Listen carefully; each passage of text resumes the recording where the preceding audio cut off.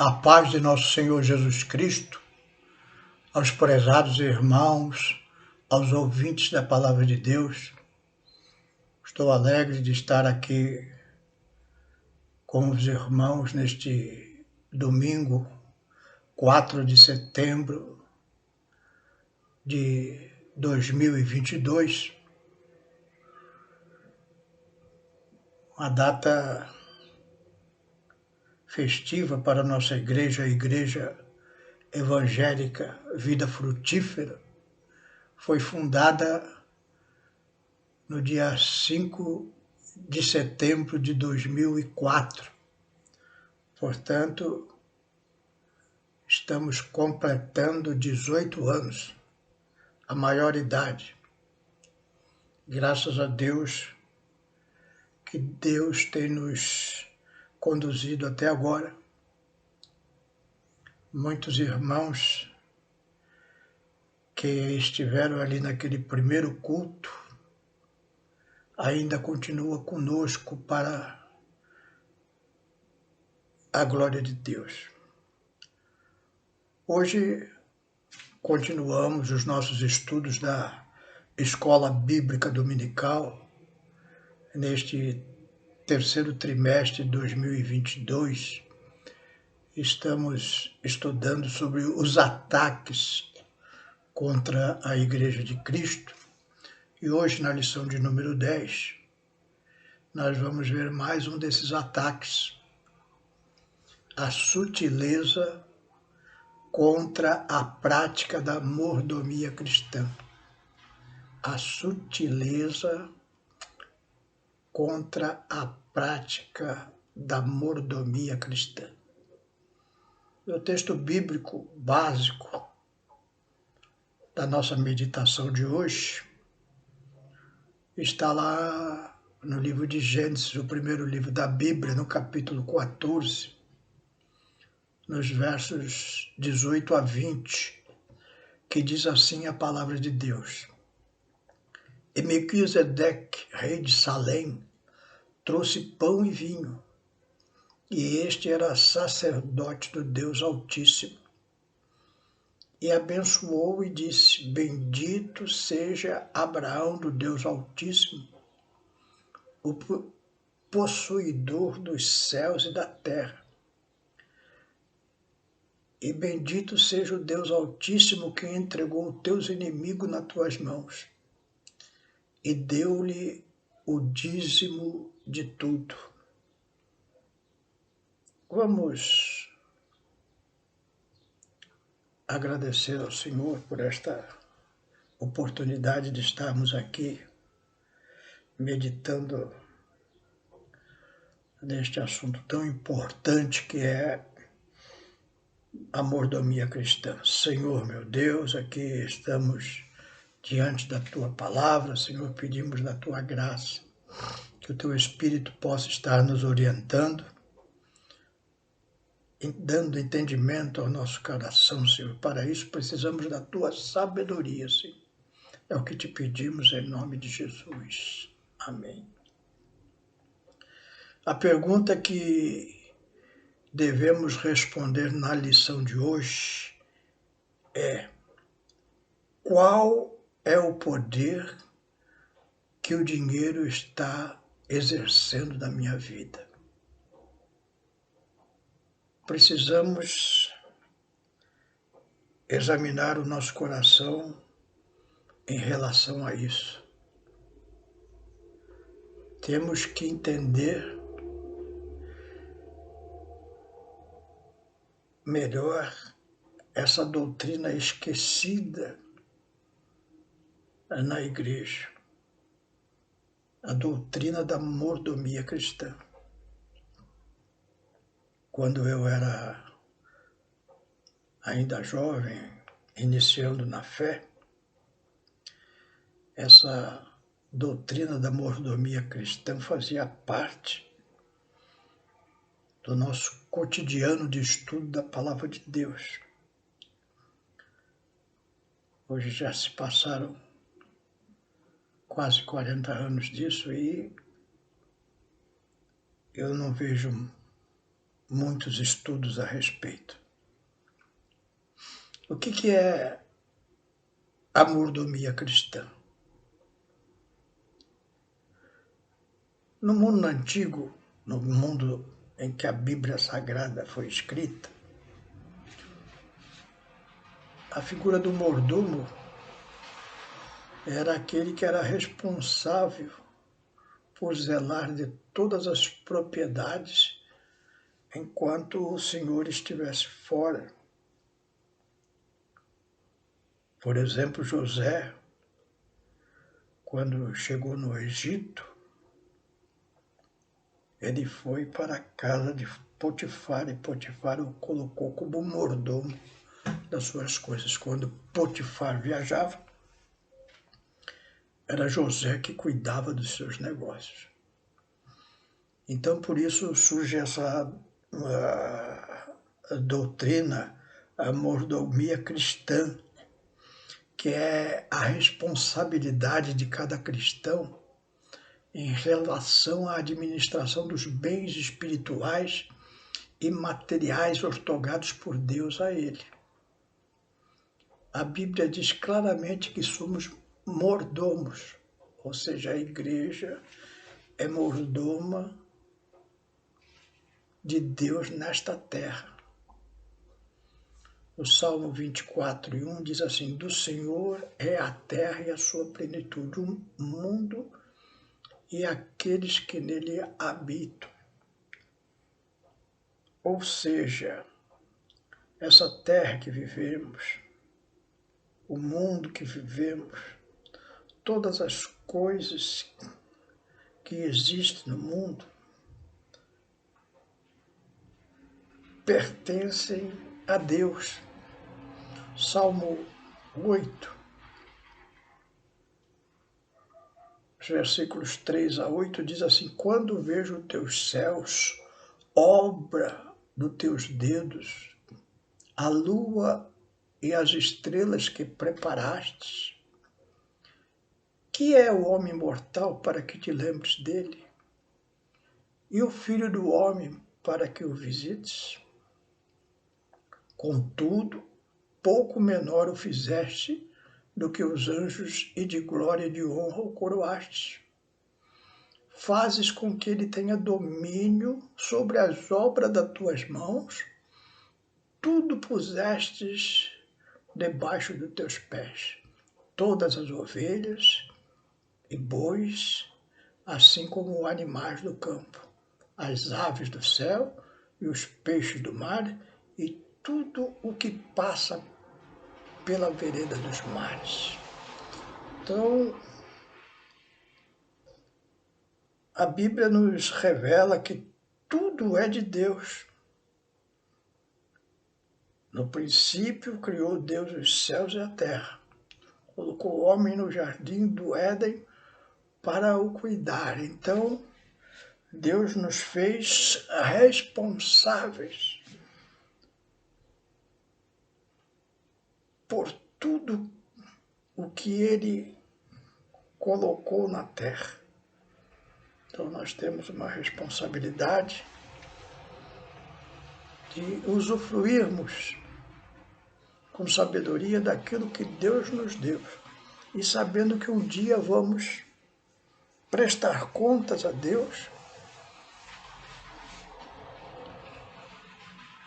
da responsabilidade que foi colocada na nossa mão, tanto das coisas materiais quanto das coisas espirituais, porque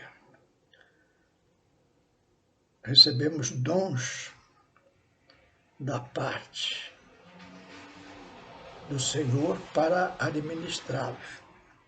Mas a nossa questão aqui na nossa lição de hoje é sobre as posses materiais, o dinheiro.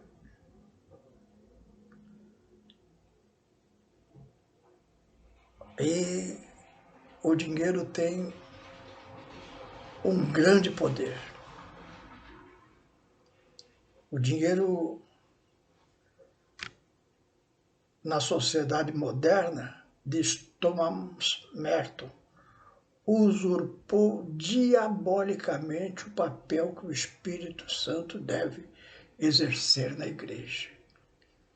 Eu vou repetir para que fique bem claro a força dessa frase do escritor Thomas Merton. O dinheiro, na sociedade moderna, usurpou diabolicamente o papel que o Espírito Santo deve exercer na igreja. Está dizendo que o dinheiro tem tanto poder que ele nos dirige. Ao invés de sermos dirigidos pelo Espírito Santo, nos deixamos se levar por este poder sombrio que é Mamon. O grande Martinho Lutero disse: 3 conversões são necessárias. A conversão do coração, a da mente e a da bolsa. 3 conversões são necessárias: coração, a mente e a bolsa. Muitos que se arrependem dos seus pecados e têm as suas mentes transformadas, não conseguem lidar bem com as coisas do dinheiro, porque o poder dele é imenso. E Jesus colocou isso muito bem lá em Lucas 16:13. Nenhum servo, falando de nós, pode servir a 2 senhores, porque ou há de aborrecer a um e amar a outro, ou se há de chegar a um e desprezar a outro. Não podeis servir a Deus e a Mamon. Então, Jesus coloca de uma maneira muito forte, na sua simplicidade de expressão, que nós não podemos servir a 2 senhores. Porque se servirmos um, aborrecemos o outro. Se chegarmos a um, desprezamos o outro. Ele fala: olha, vocês não podem servir a Deus e a servir esse Deus Mamon.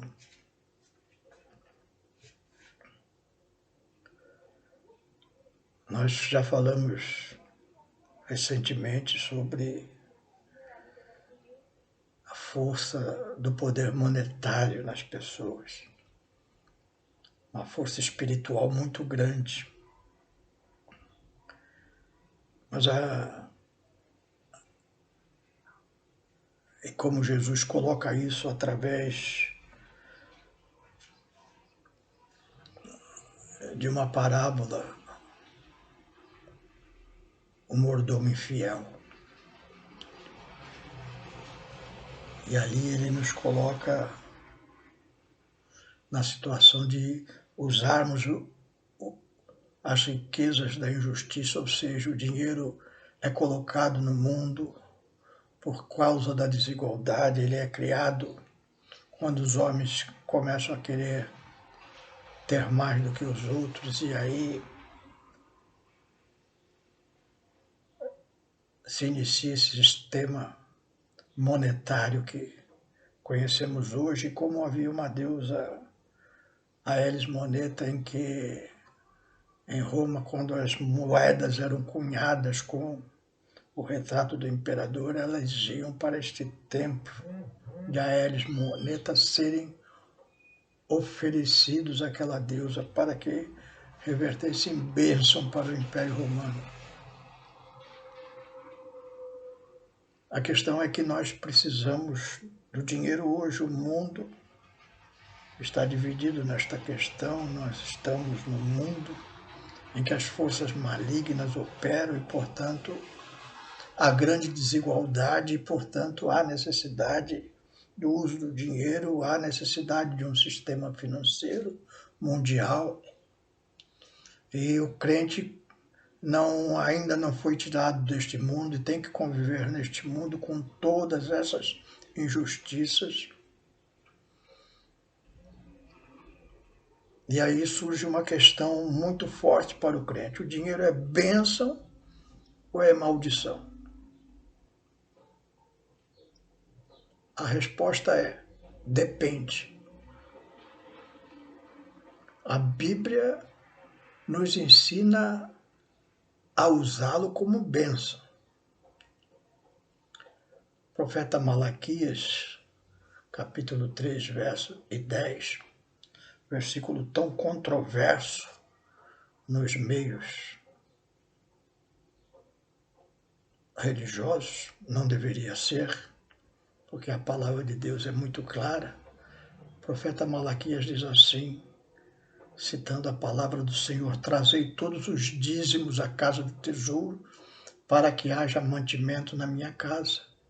E depois fazei prova de mim, diz o Senhor dos Exércitos, se eu não vos abrir as janelas do céu e não derramar sobre vós uma bênção tal, que delas vos advenha a maior abastança. Então, Malaquias coloca muito claro as palavras de Deus dizendo acerca do dízimo como uma questão de bênção para a manutenção da obra do Senhor aqui na terra.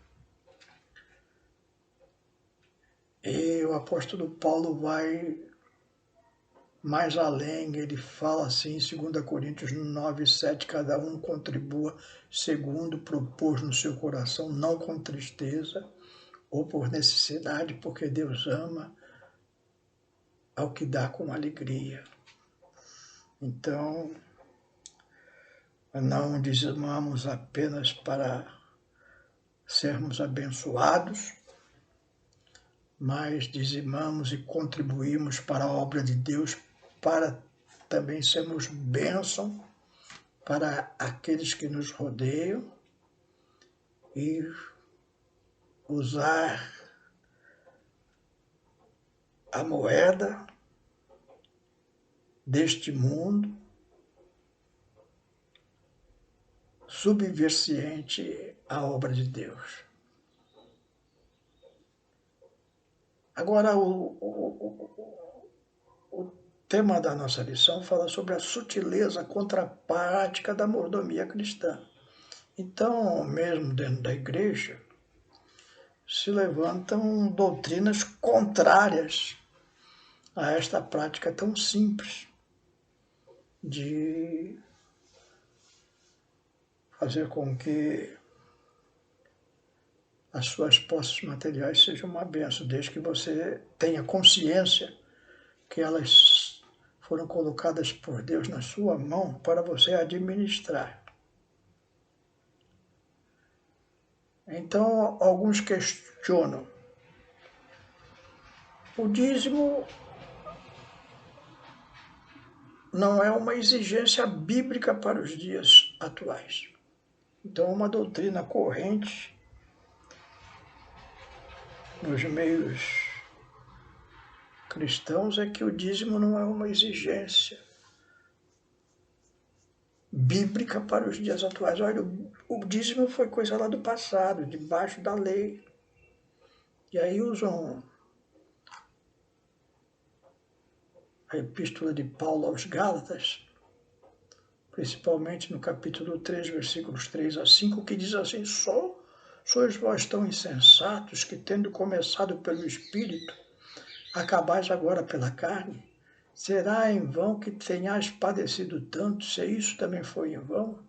Aquele, pois, que vos dá o Espírito e que opera maravilhas entre vós, o faz pelas obras da lei ou pela pregação da fé?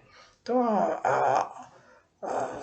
no tempo da igreja dos Gálatas, os Gálatas estavam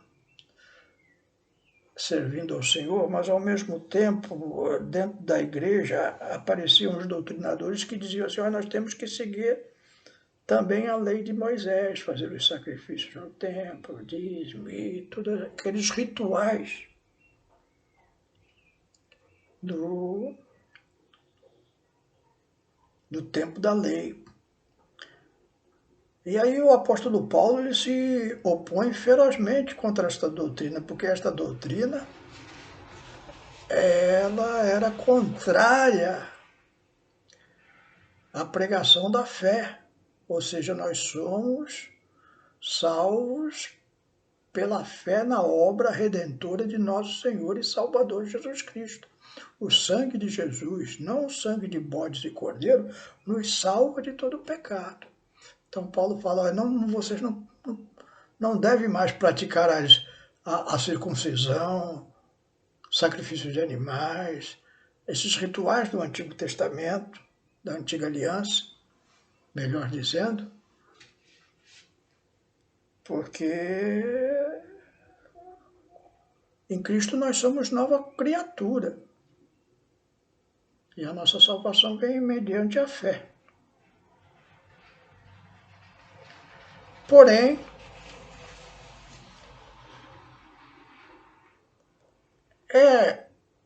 esta porção da Escritura ela precisa ser entendida num contexto maior. Em nenhum momento o apóstolo Paulo está falando sobre a questão do dízimo, porque ele conhecia bem Jesus, e Jesus falou lá em Mateus 23, 23, ai de vós escribas e fariseus hipócritas, pois que dais o dízimo da hortelã, do endo, do cominho, e desprezais os mais importantes da lei, o juízo, a misericórdia e a fé. Deveis, porém, fazer essas coisas e não omitir aquelas. Então, Jesus não retira a questão da mordomia cristã através dos dízimos, que, como lemos no nosso texto inicial da nossa lição, vem lá dos tempos de Abraão. E Abraão viveu antes de a lei ser dada a Moisés. Muito pelo contrário, Moisés é descendente de Abraão e não Abraão descendente de Moisés. Então, quando Abraão oferece dízimos a Melquisedeque, o rei de Salém, isso ocorre não debaixo da lei. A lei ela só continuou com esta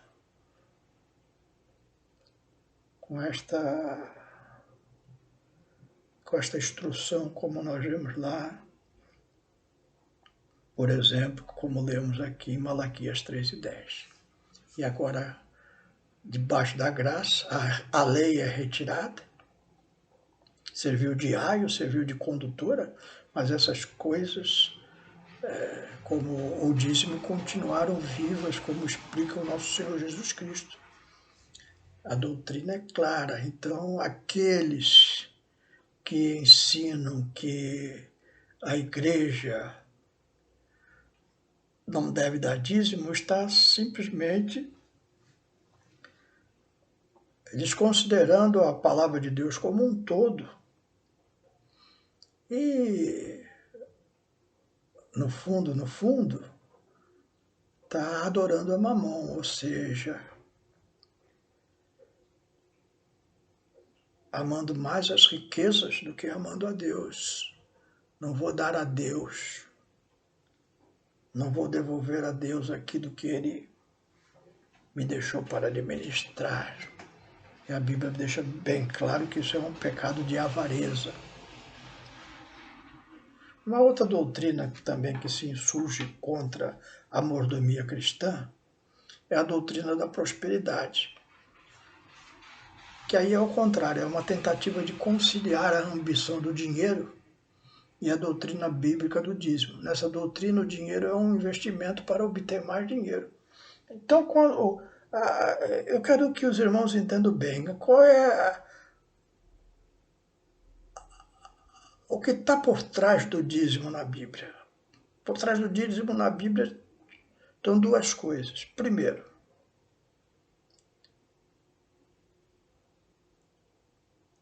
Mamão opera através das forças malignas. Uma das maneiras do cristão se libertar dessas forças malignas é devolvendo parte daquilo que ele recebe para viver por Deus. Ou seja, o dízimo é um reconhecimento de que as coisas que eu tenho me foram dadas por Deus para administrar e, portanto, eu preciso dessas coisas para viver, para me alimentar, para alimentar a minha família, para morar, enfim, para tocar a minha vida. Mas eu não estou apegado a isso e reconheço que é preciso fazer alguma coisa para me desapegar. E uma forma de me desapegar é contribuindo para a obra de Deus através do dízimo e das minhas ofertas. Isso é uma coisa. Outra coisa clara também é que a obra de Deus que se desenvolve neste mundo precisa de dinheiro. As pessoas precisam de templos, precisam de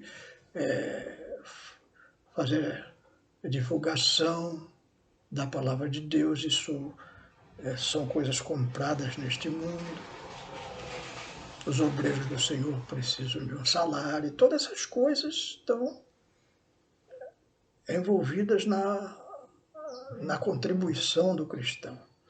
Então, quando ele faz isso, ele é abençoado por Deus, devolve uma parte do que recebeu de Deus, para a obra de Deus, para que a obra de Deus ela se desenvolva. Se você aceitou Jesus como Salvador, ou foi através de um folheto, ou foi através da igreja, ou através de uma pregação num programa de televisão, coisas assim.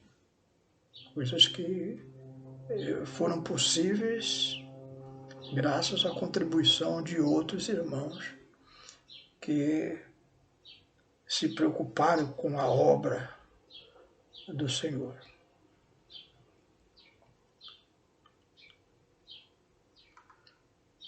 A doutrina da prosperidade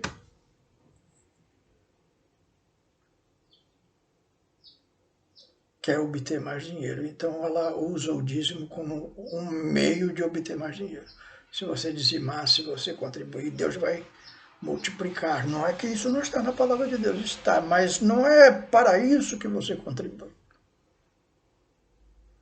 Você não contribui apenas para ser abençoado, você contribui para abençoar os outros. E aqui, nessa doutrina da prosperidade, é uma troca, é como um jogo de loteria, que você vai lá e joga um dinheiro esperando receber uma bolada em troca. Então, muitas pessoas que se passam por situações financeiras difíceis vão lá e contribuem num objetivo de sanarem as suas dificuldades financeiras através dos dízimos e ofertas.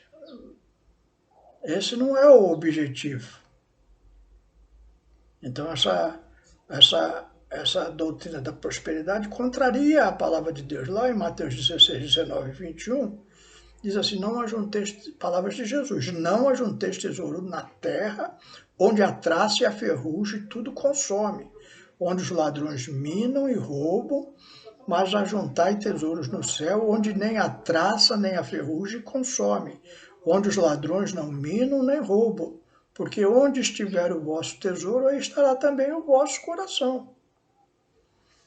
Então, Jesus coloca bem claro nisso, olha, você não vai contribuir para receber mais, esse não é o objetivo, porque onde estiver o vosso tesouro, aí também estará o vosso coração. Se o seu objetivo é ganhar mais dinheiro, vai continuar sendo.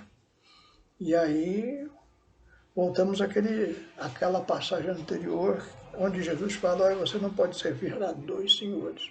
Ou você serve a Deus, ou você serve a Mamon. Tem uma terceira doutrina que eu quero meditar com os irmãos, que é contra a doutrina da mordomia cristã, a doutrina da determinação. O que diz essa doutrina? Lá em João 14:13 diz assim, tudo quanto perdires em meu nome eu farei para que o Pai seja glorificado no Filho. Então, a palavra de Jesus é bem clara, e tudo quanto pedirdes em nome do meu Pai eu farei para que o Pai seja glorificado no Filho. Então aqui está falando uma questão de oração, e nós nos dirigimos com fé ao Senhor Jesus e pedirmos. Só que a palavra pedimos é mudada para determinar. Tudo que você determinar, Jesus fará. Uma espécie de pensamento positivo. Eu determino. E aí Deus me obedece e vai me dar. Eu não posso ter palavras negativas, eu só posso ter palavras positivas, de fé, de determinação. E nós ficamos como aquela mente que tem lá no livro O Segredo, que é só pensamentos positivos, palavras determinando o que será do nosso futuro, como se essas coisas realmente tivessem valor. Evidentemente que nós conhecemos a psicologia, a neurolinguística estuda muito isso. Evidentemente que se nós tivermos uma atitude positiva, as palavras boas, a nossa vida tende a ser melhor.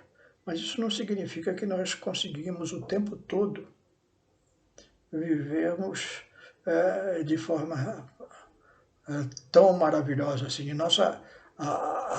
nossa psique não é tão simples assim. E nem que ela determina os acontecimentos nesta terra presente. Pode nos ajudar a ter uma vida melhor, mais compreensível. Mas o apóstolo Paulo coloca lá em Filipenses 4:12 uma verdadeira maturidade cristã nesta questão de mordomia. Diz ele, sei estar abatido, ou seja, eu já passei coisas que me deixaram abatido. O crente passa coisas assim, não é tudo positivo na vida do crente. Continua ele, sei também ter abundância. Ele já foi um homem rico, um homem que às vezes tinha dinheiro, mas aquele dinheiro não roubou a sua alegria de servir a Deus. Ele continua em toda maneira, em todas as coisas estou instruído. Está instruído por quem? Pelo Espírito Santo de Deus, pela palavra de Deus. Estava instruído a quê? Tanto a ter fartura como a ter fome. Tanto a ter abundância como padecer necessidade. Então o apóstolo Paulo fala, olha, eu já passei de tudo nessa vida. Já fui rico, já fui pobre. Já comi com fartura as melhores comidas que o dinheiro pode proporcionar, mas também passei fome. Teve épocas difíceis em que na pregação do Evangelho eu tive que me esconder, tive que fugir, tive que passar por situações em que a fome bateu no estômago. Essa é a vida real. Essa é a vida que nós vivemos, não é uma vida de ilusão, de fantasias, de palavras bonitas, é a vida real. Nós passamos lutas, nós temos momentos de bênção, temos momentos de alegria, temos momentos que as coisas vão andando muito bem na nossa vida, ganhamos muito dinheiro, podemos comprar aquilo que almejamos, mas muitas vezes também a vida é difícil. Vem a queda, vem as coisas ruins, passamos por necessidades. Então nós vemos isso na igreja, tanto de um lado como de outro, pessoas que prosperam, pessoas que passam muitas dificuldades, tem todo tipo de irmão dentro da igreja. Mas todos eles unidos pela mesma fé em nosso Senhor Jesus Cristo, sabem passar por essas coisas sem perder a fé. Porque o problema da teologia da prosperidade é que quando você dá e não recebe, você se revolta contra Deus, você se entristece. Quando você determina e as coisas não acontecem, você fica frustrado, e fica frustrado com Deus. Mas não é verdadeiro. Isso não é verdade na palavra de Deus. Deus nunca te prometeu coisas desse tipo. Então você está enganado, está dentro de uma doutrina errada que te leva ao erro. E este erro te leva a se entristecer com Deus. Aí você vê algumas pessoas dando testemunho, olha, eu dei tanto, eu recebi tanto, agora resolveu todos os meus problemas, e você olha para a sua situação, que você também contribuiu e não conseguiu nada em troca, e aí você se entristece e fala, porque Deus está abençoando ele e não está abençoando a mim. Percebe como Mamon vai trabalhando no seu coração e destruindo a sua fé em Deus através dessas teologias que não são baseadas em toda a Escritura Sagrada. Isso é importante, porque elas pegam trechos das Escrituras que aparentemente induzem a esta verdade, mas não é a verdade. A verdade tem, para você conhecer a verdade, você tem que estudar toda a Escritura. E se você quiser subjugar Mamon, eu vou te dar um conselho. Aliás, eu vou te dar um caminho. Esse caminho eu tirei lá de um livro, Dinheiro, Sexo e Poder, de Richard Foster, da editora Mundo Cristão. Ele dá um caminho muito bom acerca dessa nossa relação com o dinheiro, como nós podemos, de fato, deixarmos de ser subjugados por Mamon. Então ele dá 7 passos. O primeiro passo é dar ouvidos ao que a Bíblia diz acerca do dinheiro. Então precisamos conhecer tudo que a Bíblia diz acerca do dinheiro, das bênçãos e das maldições. Eu sempre aconselho você a visitar o site Chamada.com.br. Esse site é da Chamada da Meia-Noite, uma publicação muito antiga acerca de Israel, e eles têm um site. Esse site é chamada.com.br. E lá tem, nas suas abas, lá tem uma aba que é Bíblia. E eu gosto muito desse site porque lá na Bíblia você pode buscar por palavra. Então você põe uma palavra, eu pus hoje, por exemplo, para vocês entenderem, pus lá a palavra dinheiro. E apareceram 129 referências bíblicas com a palavra dinheiro. Você pode começar por aí. Se você quiser saber o que a Bíblia diz acerca do dinheiro, e você precisa dar ouvidos a isso, você vai lá, põe nesse site, põe essa palavra dinheiro e você vai ver 129 versículos. Você abre lá nos versículos e medita neles. O segundo passo é considerar o dinheiro a partir de uma perspectiva psicológica e sociológica. O que é uma perspectiva psicológica? Amamos o dinheiro? Odiamos o dinheiro? Como eu estou em relação ao dinheiro? O que a minha alma realmente sente em relação a isso? Eu tenho raiva do dinheiro, acho que dinheiro é coisa do diabo e, portanto, eu fujo dele, ou eu amo o dinheiro e só penso em dinheiro o tempo todo. É importante nós termos uma posição do que realmente nós pensamos quanto a isso. E também, na parte sociológica, meditarmos sobre a desigualdade social. Hoje tem muita desigualdade social, muitos mendigos pela rua. Qual é o meu papel? aonde eu estou inserido nesse contexto de miséria que observamos nas cidades. Aonde eu posso ajudar, aonde eu não posso, o que eu posso fazer, o que eu não posso, até onde eu devo ir, aonde eu não devo. Ver qual é a nossa possibilidade e quais são as nossas limitações a respeito do assunto. Como eu posso agir nisso? O terceiro passo é o lado técnico da administração do dinheiro.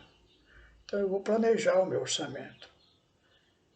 Então, tem muito crente que compra pela fé. Tem um cartão de crédito. E eu vou comprar, não tenho dinheiro, mas eu tenho um cartão de crédito. E o cartão de crédito me oferece comprar em 10, 12 prestações. E eu passo o cartão. E Deus vai providenciar lá na frente. Não. Isso não é bíblico. Isso não é fé. Isso é confiar no cartão de crédito, o cartão que vai pagar a sua dívida. E depois você vai para o SPC, para as empresas de cobrança. Então, o crente tem que ser objetivo, ele tem que administrar o dinheiro que Deus lhe dá, planejar, fazer um orçamento e viver dentro desse orçamento. Se o orçamento for bom, você tem todas as benesses aí que oriundas de uma situação boa na sua vida. Se as coisas estão escassas, se as coisas estão difíceis, a inflação está aumentando, você vai administrando também dentro desse seu orçamento, para não entrar em dívida. Tem muito crente que deixa de dizimar por causa disso. Fica tão desesperado, fica tão endividado, que não tem nem mais recursos para contribuir na obra do Senhor. E aí fica, além da dificuldade financeira, fica com um sentimento de culpa por não estar contribuindo na obra. Tudo isso porque não planejou o seu orçamento. Então, ou você ganha muito, ou você ganha pouco, sempre é possível fazer um orçamento. E sempre é possível viver dentro desse orçamento. Se o orçamento for muito apertado, ore a Deus, para que Deus te abençoe, te dê um emprego melhor, te dê uma situação melhor, e que você possa novamente gozar de dias melhores nessa questão financeira. O quarto passo é de reunirmos numa comunidade de apoio tanto aos pobres quanto aos ricos. Então, a igreja ela tem que receber os ricos e os pobres da mesma maneira. Vivemos numa sociedade plural dentro da igreja. Há pessoas de todas as classes sociais e devem conviver com harmonia, com amor, com respeito. Nenhum desprezando o outro por causa do dinheiro. E nenhum respeitando demais o outro por causa do dinheiro. Nós vamos ver isso num passo posterior. E também, dentro de uma comunidade cristã, nós temos oportunidade de contribuirmos para obras sociais da igreja, que às vezes está melhor equipada que nós individualmente para atuar nessa questão da desigualdade social tão grande na nossa nação. O quinto passo é aprendermos a usar a oração para nos auxiliar nessas questões financeiras. Então, eu vou orar para Deus falar na situação de Deus melhorar o meu coração. Senhor, eu vi lá, eu refleti antes. Se lembra quando eu falei de aquele passo de psicologicamente, como está o meu coração em relação ao dinheiro? Então, se eu estou muito ambicioso, muito voltado para as coisas do dinheiro, eu falo, Senhor, eu oro nesse sentido, Senhor, me dá um coração mais tranquilo, Senhor, sem se desesperar por essas coisas do dinheiro, sem... Não deixa que a ambição tome conta do meu coração, me livra dessas tentações, Senhor, que estão aparecendo por causa do dinheiro, às vezes, alguma situação desonesta para você ganhar dinheiro. Isso são tentações que você precisa orar para Deus te proteger disso. Ou ao contrário, você está passando muita dificuldade, está desistindo da fé, ora, Senhor, me dá um coração que nem o coração do apóstolo Paulo, Senhor, que soube passar necessidades e não abandonou a sua fé em Ti, Senhor. Me dá esse coração. E aí você ora. Usamos a oração para nos auxiliar nessas questões financeiras. O sexto passo é destronar o dinheiro. Ele, sem dúvida nenhuma, vivemos numa sociedade completamente materialista e ele ocupa uma posição muito elevada na nossa lista de valores. Então, às vezes conversamos sobre os nossos filhos, sobre os nossos netos e alguém pergunta: como vai seu filho, seu neto? Eles estão bem? Ah, estão bem, olha, abriu um negócio assim, assado, está com um empregão. A gente só fala das coisas financeiras.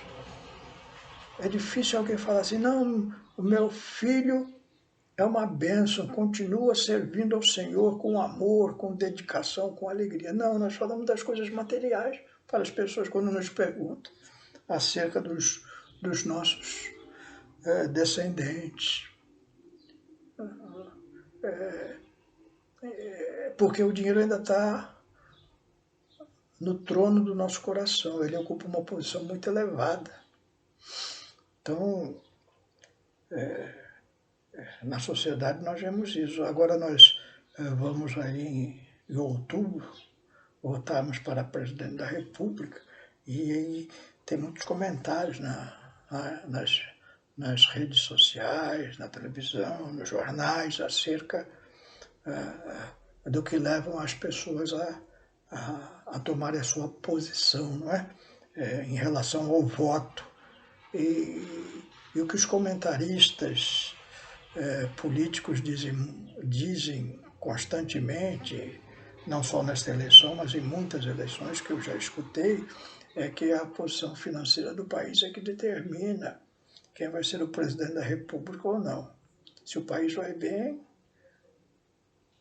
o presidente consegue a reeleição. Se o país vai mal, o presidente é tirado. Então, ou seja, as questões financeiras ocupam uma posição elevada na nossa lista de valores. Eu fiquei alegre ontem porque o jornal, o site UOL, que é um site esquerdista, ele colocou uma manchete de que foi feita uma pesquisa que 60% dos brasileiros, eles se preocupam em primeiro lugar com a família, com as questões familiares. Isso vai ter uma influência muito grande nas eleições, maiores do que as questões financeiras. Então, as questões familiares, como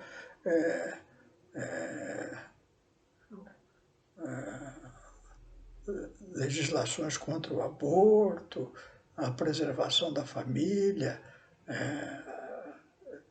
essas coisas são muito importantes para os brasileiros. Eu fiquei muito alegre com essa notícia, porque 60% dos brasileiros são conservadores, se preocupam com os valores familiares. Embora a família tenha sofrido grande degradação neste século XXI, ainda há muitos que querem ter uma boa família. E isso glorifica o nome de Deus. O sétimo e último passo é valorizar as pessoas em lugar do dinheiro e coisas. O apóstolo Tiago é muito claro na sua epístola. Lá no capítulo 2, de 1 a 4, ele diz assim: meus irmãos, Não tenhas a fé de nosso Senhor Jesus Cristo, Senhor da glória, em acepção de pessoas. Porque se no vosso ajuntamento entrar algum homem com um anel de ouro no dedo, com vestes preciosas, e entrar também algum pobre com sorte da vestimenta, e atentardes para o que traz a veste preciosa, e lhe dissertes: assenta-te tu aqui no lugar de honra, e dissestes ao pobre: tu ficas aí em pé, ou assenta debaixo do meu estrado, porventura não fizeste distinção dentre vós mesmos, e não vos fizeste juízo de mau pensamento? Então, Tiago diz muito claro: não façam, meus irmãos, acepção de pessoas. Valorizem as pessoas em lugar do dinheiro. Teu irmão é mais importante que o teu dinheiro. O teu filho é mais importante que o teu dinheiro. O teu esposo, a tua esposa é mais importante que o dinheiro. A tua família é mais importante que o dinheiro. A tua igreja é mais importante que o dinheiro. Valorize as pessoas, valorize esse relacionamento que faz com que nos tornemos humanos e não idólatras de mamon. Que Deus te abençoe e que esta lição possa ter te ajudado na reflexão sobre essa questão tão importante, que é o que colocamos no nosso coração em relação ao dinheiro. Deus te abençoe. Senhor meu Deus, te damos graças, Senhor, por este momento, na tua presença, na meditação deste assunto tão fundamental, Senhor, que é o dinheiro, Senhor, que tem corrompido a muitos através dos séculos e tem desviado os servos teus da tua verdade. Também tem feito aparecer dentro da tua igreja tantas doutrinas que não estão de acordo com a tua santa palavra, Senhor. Auxilia-nos nesta questão, Senhor, para que coloquemos o dinheiro no devido lugar, Senhor, e possamos viver uma vida tranquila, calma, abençoada por Ti, Senhor. Colaborando na Tua obra com alegria no coração. É o que te pedimos em nome de Jesus. Amém.